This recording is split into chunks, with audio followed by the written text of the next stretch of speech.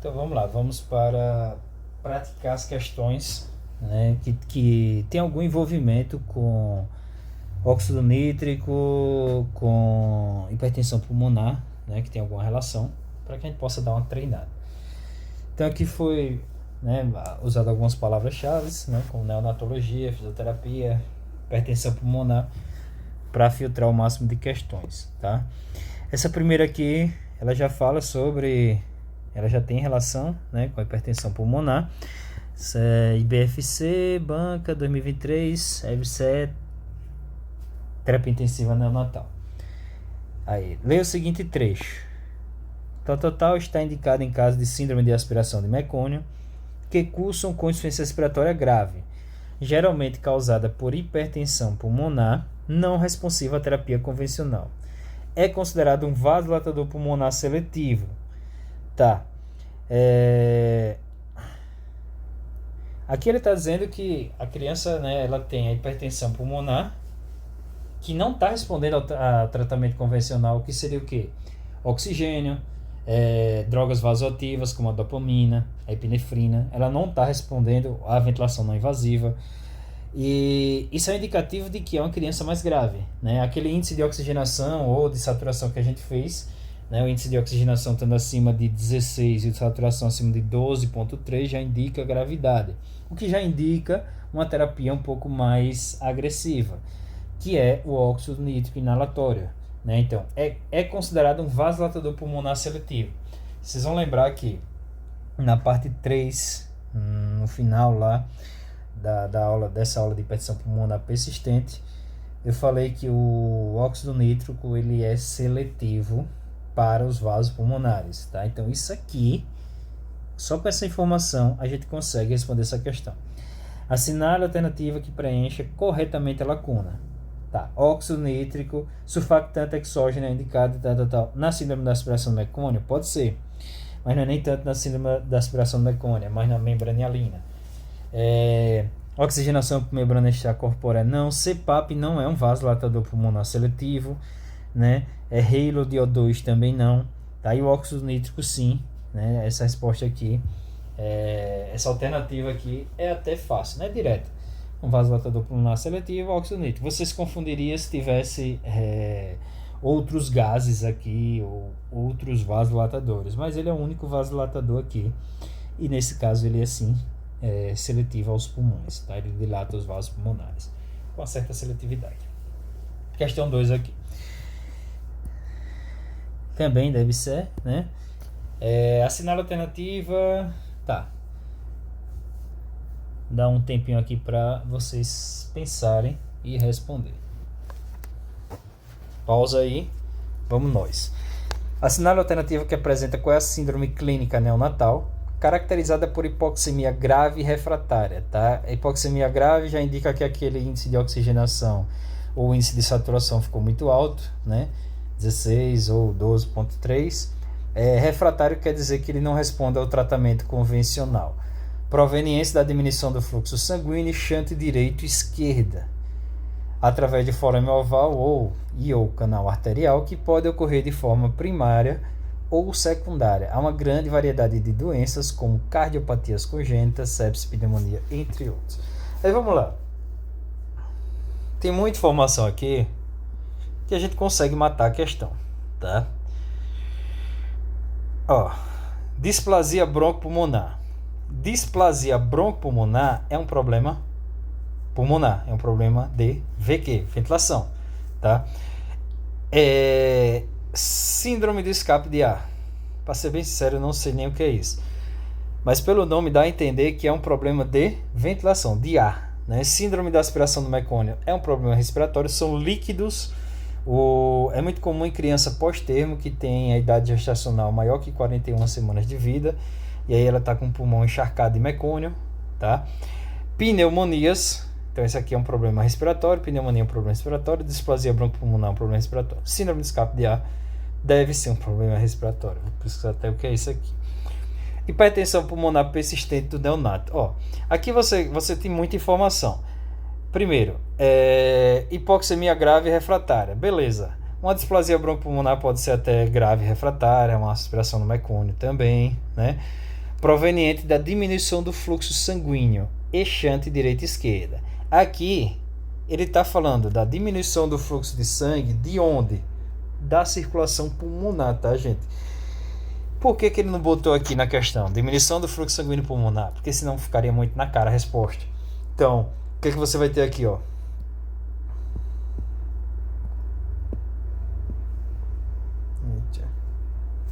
O que você vai ter aqui? O ventrículo direito vai jogar sangue para cá, tá? Ele vai jogar sangue para cá, mas há um aumento da resistência, tá? Então a pressão aqui está muito grande na hipertensão pulmonar persistente do recém-nascido. E essa pressão aumentada faz com que o fluxo sanguíneo aqui seja reduzido, porque o ventrículo direito ele não tem força para vencer essa pressão grande, ele não consegue gerar pressão muito grande, principalmente o direito, que tem uma massa ventricular menor, ok? Então aqui você já tem praticamente a resposta. Primeiro, por quê? Porque aqui está falando de fluxo de sangue. Então, como fala de fluxo de sangue, as demais alternativas elas estão falando mais da parte de ventilação, tá? Segundo, aqui ele fala que tem um shunt direita e esquerda. O que é o shunt? É o desvio. Então, na hipertensão pulmonar, não é sempre, mas você pode ter o desvio da direita para a esquerda, tá? Deixa eu achar aqui. É muito comum você ter esse shunt direita e esquerda. Ou seja, o sangue do lado direito ele vai para o lado esquerdo através do forame oval pévio, a patência do forame oval. Ele se mantém aberto. Como a pressão do lado direito está maior do que a pressão do lado esquerdo, você tem um desvio da direita para a esquerda, um shunt. Tá? Quando a gente nasce, esse efeito shunt é invertido. A pressão do lado esquerdo ela passa a ser maior do que a pressão do lado direito, porque você tem um aumento da resistência vascular sistêmica e uma redução da resistência vascular pulmonar, naquela transição da vida intra para extrauterina, e essa mudança do shunt ela faz com que o forame oval ele feche, vire uma fossa, ele fica fechado. Tá? Então, como o shunt está direita e esquerda, é um indicativo de que há uma pressão aumentada nas câmaras cardíacas à direita, tá? Através de forame oval e ou canal arterial, que pode ocorrer de forma primária, tá? Quais são as causas de hipertensão pulmonar primária ali? Idiopática, uma malformação no pulmão, tá? Uma mal adaptação, ok? E quais são as formas secundárias? Síndrome da aspiração no mecônio, que gera hipóxia, vasoconstricção e hipóxia, doença da membrana hialina, tá? Pneumonias, tudo isso são causas secundárias, porque é secundária a alguma outra doença. Okay? Mas aqui tá na cara que é hipertensão pulmonar persistente do neonato. Ok? Isso aqui também foi relativamente fácil. Essa aqui. Vamos ver se tem a ver com hipertensão pulmonar. Não tem. Aqui fala de muita coisa. Tá, bronquiolite, né? Displasia, pneumonia, não. Vamos focar no hipertensão pulmonar. Se você achar pelo menos uma questão, mais uma questão aqui, tá válida. Isso aqui parece estar repetida, né? Isso aqui vê que da disfunção pulmonar.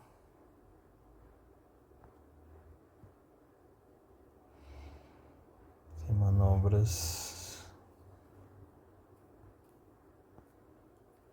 Não.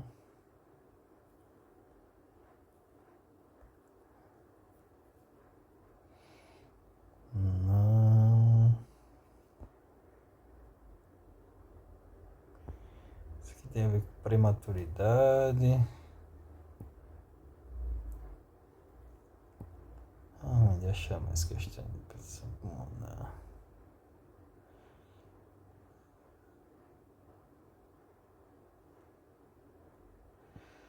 Não.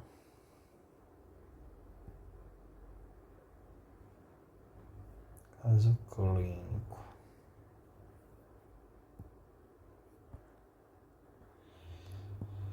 Pelo menos se tiver alguma coisa de óxido nítrico, né? Pulmão. apneia transitória, mecânica, captação da aorta, caso clínico. Tá falando de cuidados terapêuticos, manobras.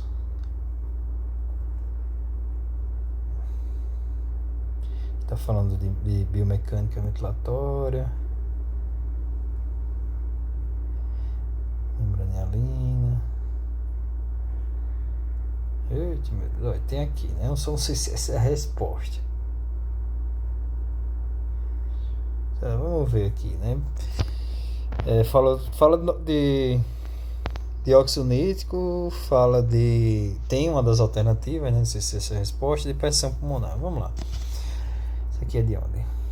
Residência em Fisioterapia, Neonatologia, Secretaria de Estado de São Paulo, 2021. Beleza, vamos lá.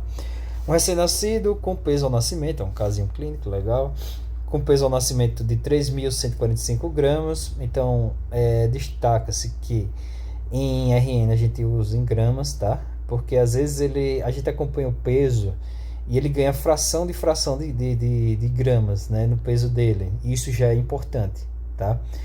Então a gente não usa tipo 3,4 quilos, então é 3.415 gramas, porque esse 5 aqui, né, na terceira casa ali, ele é importante, tá?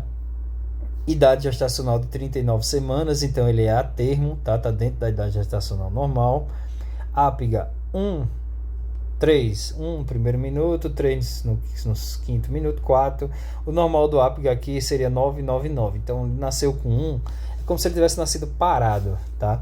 Nascido de parto normal, não chorou ao nascer, apresentando batimentos cardíacos abaixo de 100, né? Ao nascimento, muito baixo, tá? Verificou-se líquido amniótico, tá? Para quem está assustado, um recém-nascido, assim que nasce, se ele tiver com 90, 80, já é considerado praticamente uma parada cardíaca, tá? Para o recém-nascido. Verificou-se líquido amniótico meconial espesso. Então ela aparentemente aspirou mecônio, né? Na unidade de terapia intensiva neonatal, evoluiu com piora clínica em gravíssimo estado geral, tá? Criança grave. Com acidose mista, então você tem ali uma acidose respiratória e metabólica, hipóxia e hipercapnia. Então tá baixa de oxigênio e excesso de gás carbônico. A criança evoluiu também com sinais clínicos de hipertensão pulmonar persistente do recém-nascido, sendo indicados milrinona, tá? É um nitrato, né? Uma espécie de nitrato de 0,3 microgramas por quilo por minuto, e terapia com óxido nítrico inalatório, né?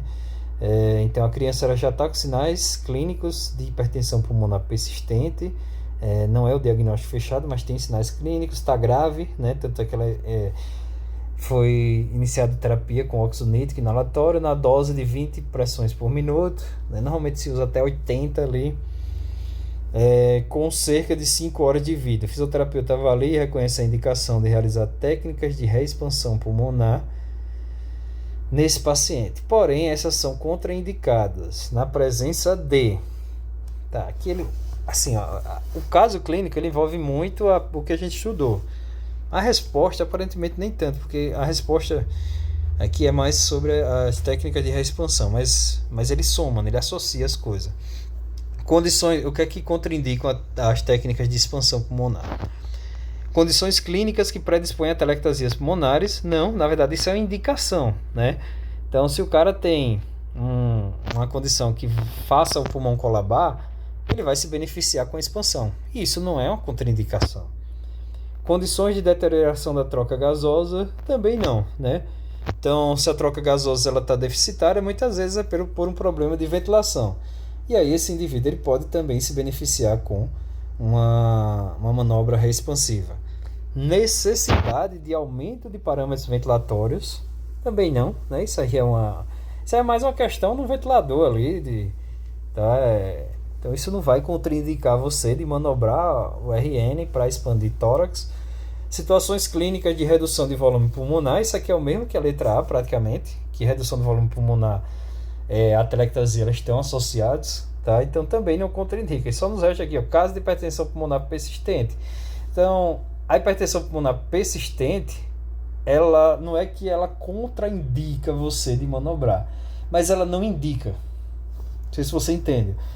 Porque você está manobrando o tórax, o pulmão dessa criança para expandir, sendo que o problema aqui ele é de fluxo sanguíneo, não vai reverter nada, não vai fazer nada. É como se você estivesse perdendo tempo, tá? Então, por eliminação, a hipertensão pulmonar, ela não é uma indicação, logo ela é uma contraindicação. Mas não é que você não pode tocar no tórax dessa criança, você até pode, mas não vai ter efeito, né? Então aqui dá pra quer dizer, não sei se estiver errado, mas não tem como estar errado. Isso aqui não é, isso aqui não é. Não é. Então só pode ser letra E aqui. Foi um caso clínico bem trabalhado, né? Porque ele envolve outras coisas, ele envolve hipertensão pulmonar, né?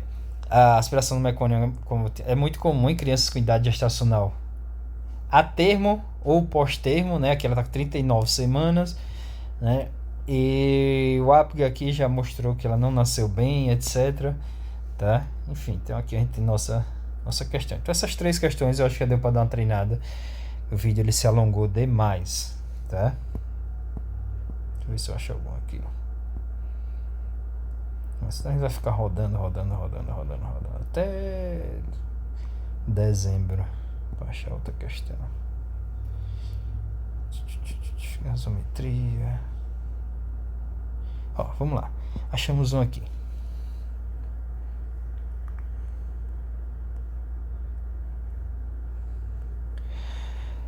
Mas esse caso aqui, pra gente fechar. Residência de fisioterapia, Estado do Rio de Janeiro. Não sei se a gente já leu esse caso, não. Não, a residência era de São Paulo, né? Recém-nascido de parto vaginal, parto natural, com 40 semanas e 4 dias de idade gestacional. Também é uma criança a termo, né? Peso de nascimento 2.750 gramas, né? Adequado, a IG, adequado para a idade gestacional, APGA 1, 3 e 7. Então ela nasceu mal, né? Ao nascimento. Então a APGA ideal seria 9 e 9, por exemplo. Ao nascimento, apresentou impregnação, decoloração esverdeada no cordão umbilical, isso já é indicativo de mecônio, nas unhas e na pele. Evoluiu com batimento de asa de nariz, tiragem intercostal, gemido expiratório, né? Aqui você já vê, aqui, ó, BSA 1, 2, 3 pelo menos, né? Que ele não qualificou o tipo do batimento, da tiragem e do gemido. BSA é uma escala que a gente usa para avaliar o nível de dispneia da criança, né? Que chama-se boletim de Silverman-Anderson. Porque ele leva batimento de asa de nariz, tiragem intercostal, gemido e o balancim, que seria aquela respiração paradoxal, onde o tórax sobe, o abdômen desce, né? E aí ele faz a pontuação. Quanto maior o BSA, mais grave está o sinal de dispneia da criança. Taquipneia e cianose. Taquipneia a gente não contabiliza no BSA, mas é um sinal sim, sinal para avaliar. E cianose. Necessitou de intubação orotraqueal na sala de parto já, então a criança já foi intubada lá na sala de parto, nas 12 horas após o nascimento. Cursou com piora clínica. Pronto, foi intubada. Aí nas 12 horas após o nascimento, então ela já está intubada, né? Cursou com piora clínica do desconforto respiratório, elevação dos parâmetros da ventilação convencional, então começou a aumentar PIP, pressão e etc. E FO2 de 100% com o objetivo de reverter hipoxemia refratária. Então essa é uma criança que possivelmente aqui, olhando, né, como se fosse tivesse um poder, é uma criança que está com aspiração de mecônio, que fez hipóxia, né, vasoconstricção hipóxia, tá? E que está com hipertensão pulmonar secundária à aspiração do mecônio. O tratamento indicado para o recém-nascido é efeito fisiológico, respectivamente, são oxigenação por membrana extracorpórea e vasodilatação sistêmica, não, tá? Oxigenação por membrana extracorpórea, vasodilatação seletiva, sim a vasodilatação seletiva, que seria seletiva pulmonar, porque essa criança aqui, ela não está respondendo ao O2, ela está refratária ao O2, e mecônio responde ao O2. Tá? Entubado, o mecônio ele responde ao O2, ele responde à pressão positiva, porque aquele mecônio, né, a gente consegue redistribuir, tá? Mas uma criança com hipertensão pulmonar mais grave, que é o indicativo aqui, com FO2 e a hipoxemia ainda está refratária, é sinal de problema de pressão pulmonar aumentada. Tá? Óxido nítrico inalatório, vasodilatação pulmonar sistêmica. Não.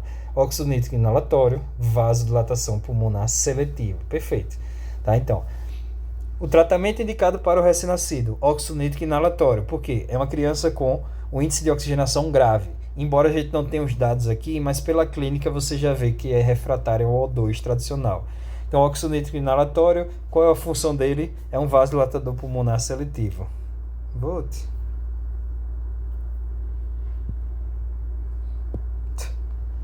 Essa aqui é a nossa resposta.